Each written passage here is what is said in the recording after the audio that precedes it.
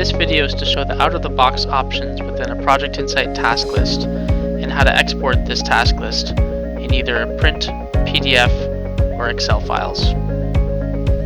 Up here on the top right, you'll see I can export this task list to Excel in a formatted or unformatted version.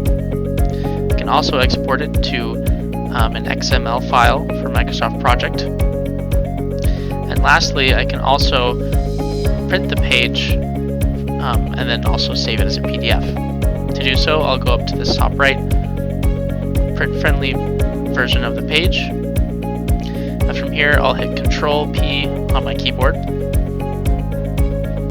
From here, I can now save it as a PDF, and I can also choose a printer to print the page without any of the issues of the formatting of the page.